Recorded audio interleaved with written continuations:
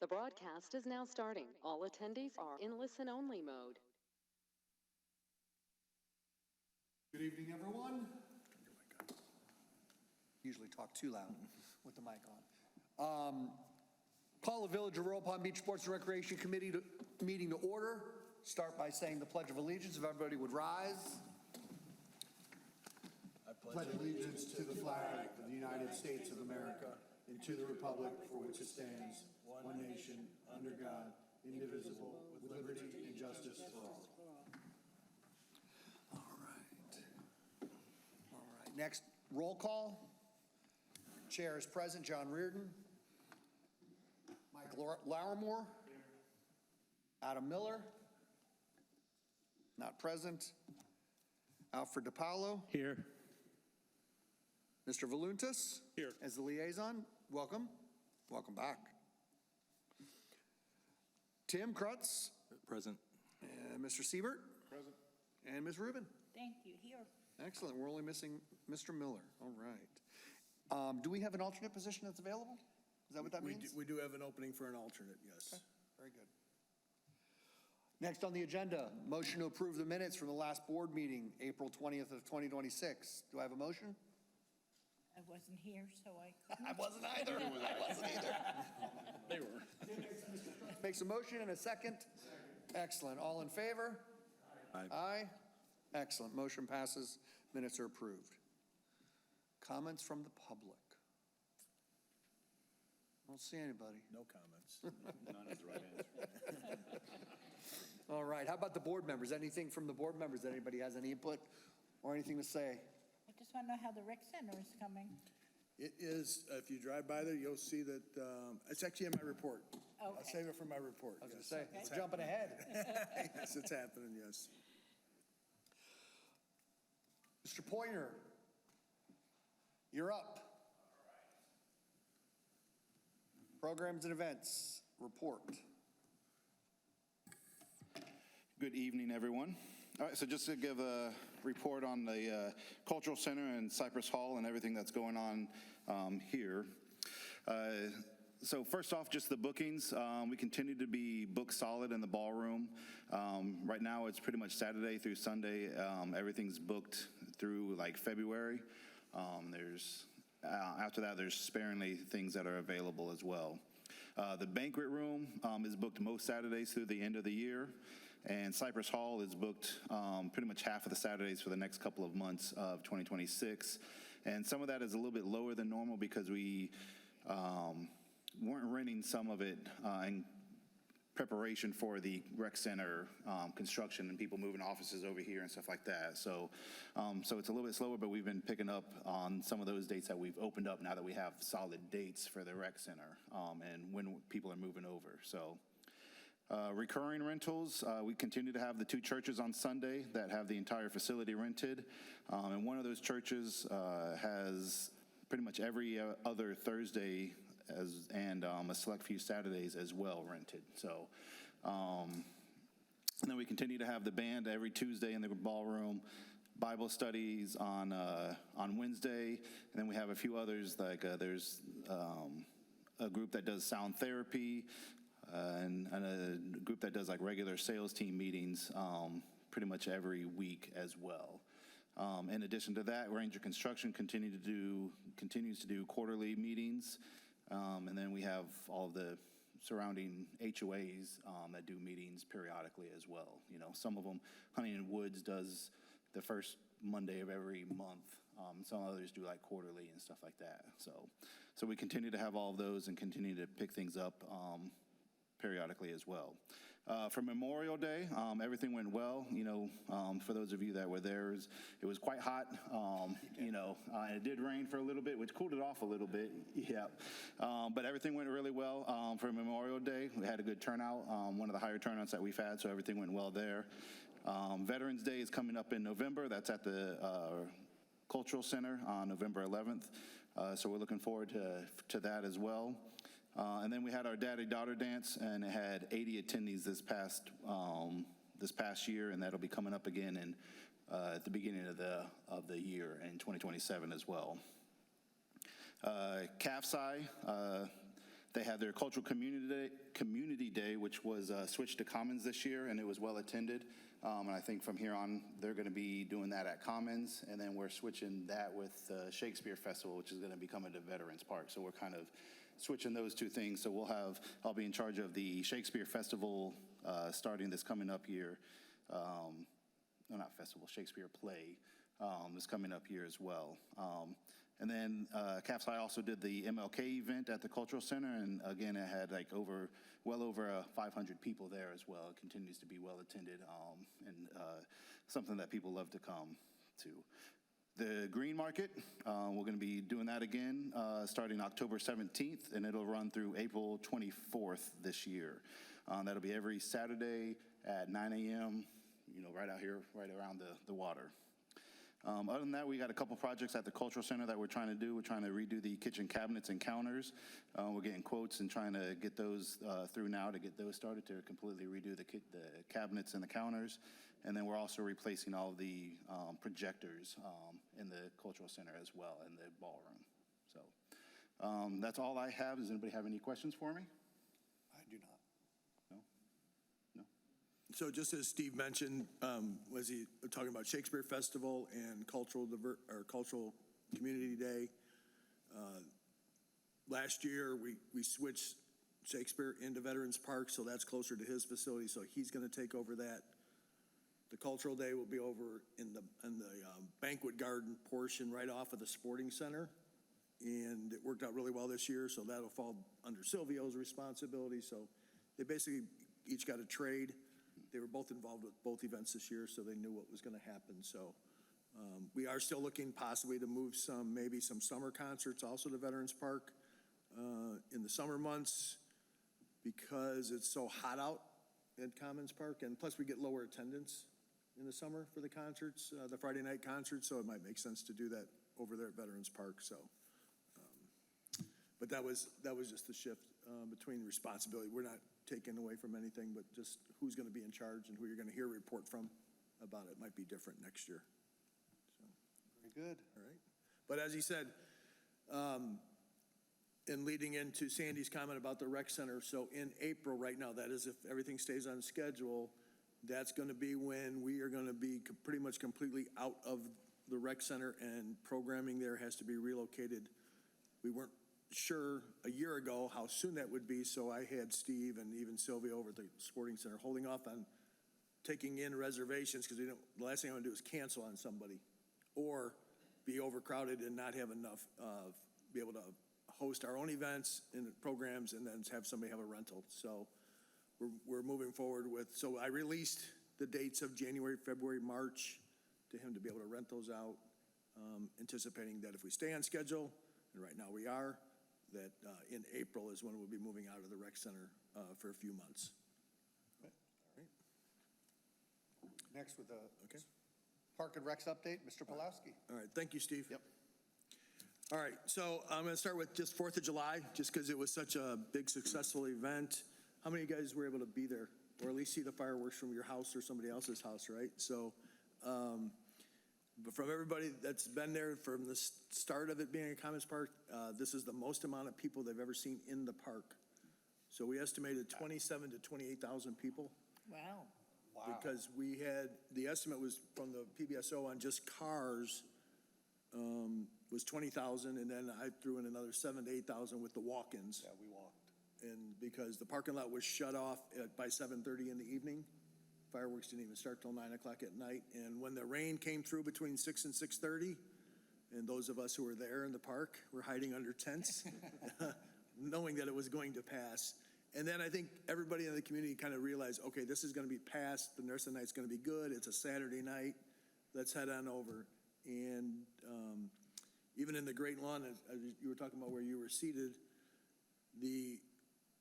some of us staff, people that have golf carts, we left them outside the lawn because if we had to deal with something, we knew there was no way we were going to be able to get the golf cart through the crowd on the lawn because it was so thick of people coming onto the lawn to watch the fireworks. So, What was your expectation of people? so we do plan for, we can have 25,000 people. So knowing that it was a Saturday, and if the weather turned out to be good, I also think that played into people exiting the park, because it still didn't, the road didn't get any wider, and cars couldn't go any faster, right? So, but I didn't get one complaint. Usually I get 4 to 5 emails, or I'll see something on a Facebook post about, like, you got to do something about this. And I talked to plenty of people that were there for the first time, and I didn't see one complaint. I'm not saying there wasn't a complaint, but I didn't see one complaint or receive a complaint about that. And maybe because it was a Saturday night and they realized it's not like they got to work the next morning or something, so. It was a big celebration. And correct, 250th. yes, and 250, yeah, so, yeah, we tied in really well with the 250, and then the final thing that we did with the 250 celebration was, at the last council meeting, the 13 America 250 flags that we had hanging on the boulevard, we gave away to 13 different residents in the community.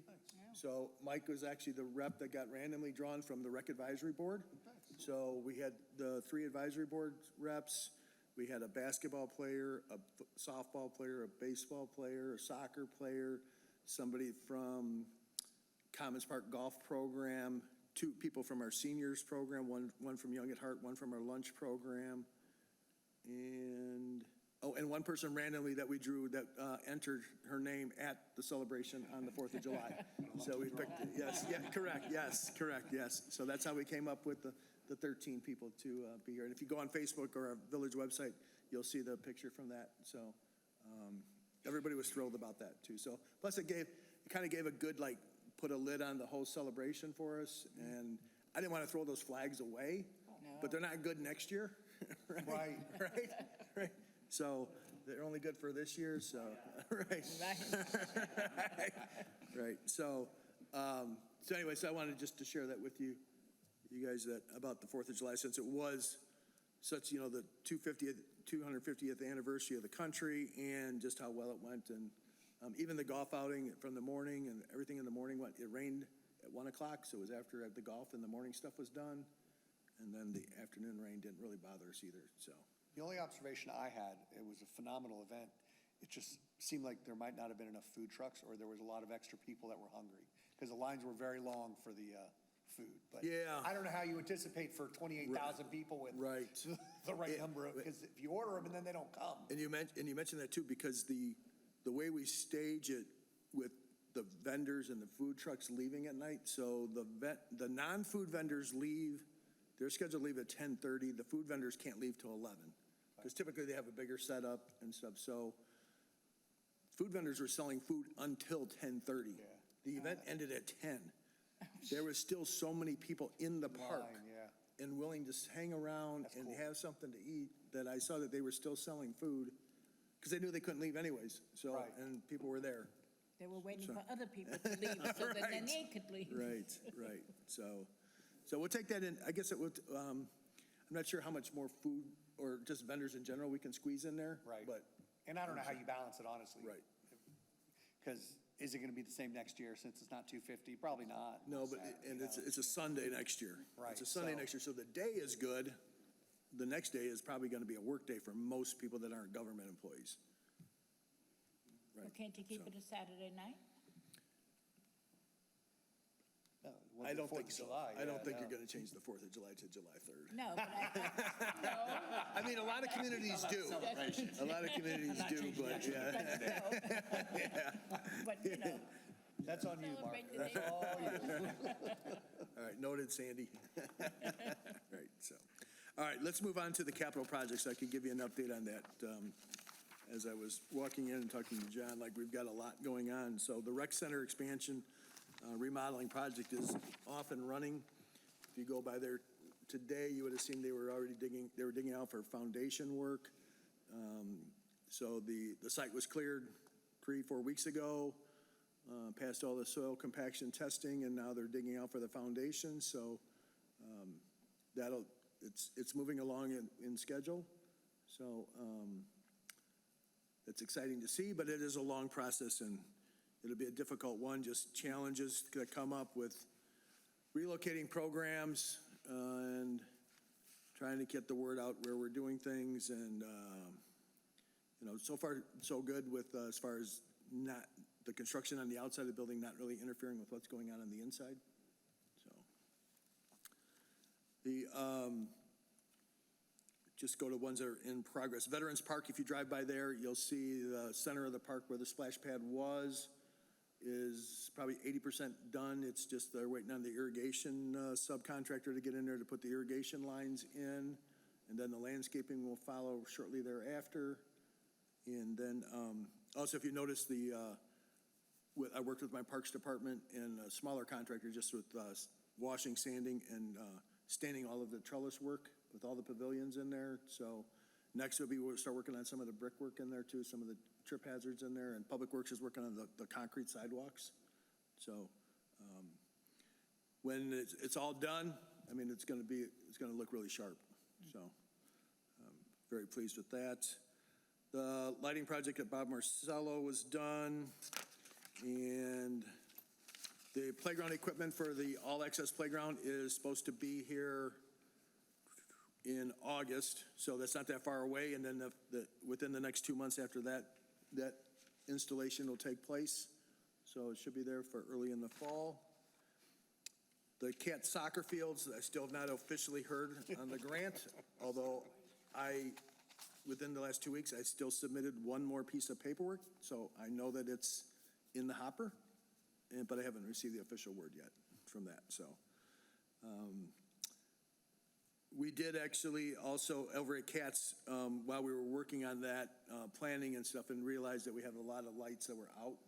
So I worked with the engineering department, and the council did approve a change order to our lighting project and moved it up so that we could replace all the lights there in the soccer complex. The lights showed up today, and next week they'll start on the installation of that. So the entire park will have LED lights in it. So we were able to keep the poles, and all we had to do was strip the poles off the old lights, and the contractor would put the new lights up. The question, because it's been that way ever since, 15 years my kids played soccer there. There is that one light right by the concession stand that has fencing around it where there's Correct. wires. Has that been rectified? Yes. That was Yes. a big hesitation. Correct, yes. It took me a while, John, but yes, it is a perfect square around it with straight up fencing, not just like fencing dropped over all these Frankenstein wires. Well, why is right? it even fenced, I guess ultimately. Well, just to keep, so nobody interferes with the transmission lines that go into the cell tower, because that's a cell tower as well. Okay. It's a dual purpose. It actually is a cell tower that has lights on it. Okay. So it's a cell tower, right? So, but yes, it is cleaned up and it looks good, yes, so. Nice. So that has been taken care of. Very good.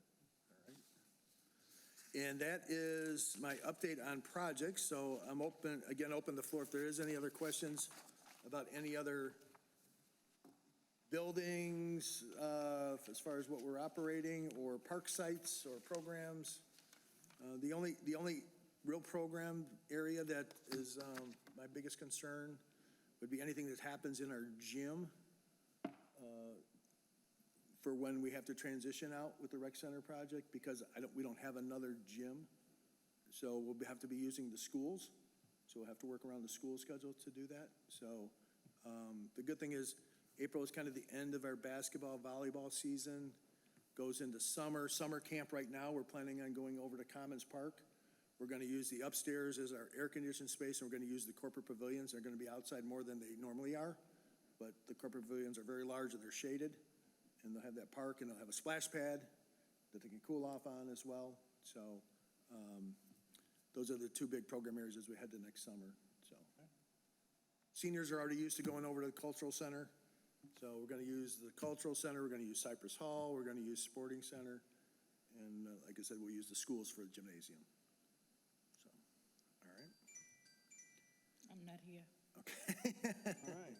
All right. There's nothing else on the agenda other than the remaining schedule for the year. Yep. Next meeting, September 21 of 26, and then the final meeting of the year is October 19th of 26. We'll hear related to facilities manager and events, as well as the program supervisor in the October meeting. Is there anything anybody has to chime in on? I just want to add that registration for August 10th for the Young at Heart. Right. That's going to be at the Cultural Center, I'm sure, right? August 10th, we'll be back at the rec center. Oh, so they're going to do it? in Yes, Brick- we'll be back at the rec center by then for, yes, Oh, for okay. registration for Young at Heart, yes. Okay.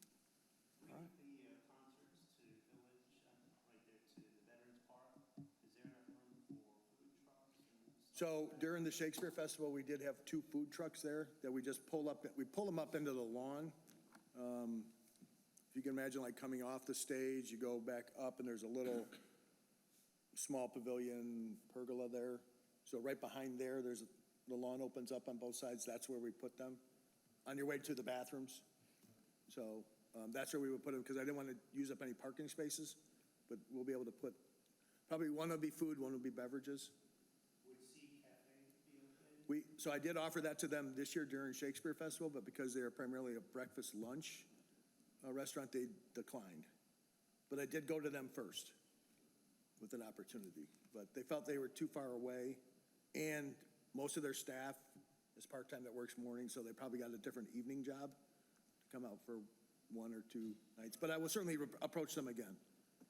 Yep. There's nothing else? Motion to adjourn? Second? All right. All in favor? We are adjourned. Thank you, guys. As always, feel free to stop by. Give yourself about 3 weeks if you want to stop by the rec center. We're more than happy to point And you you out won't there. be there, right? That includes you, Richard. That's when you're on vacation.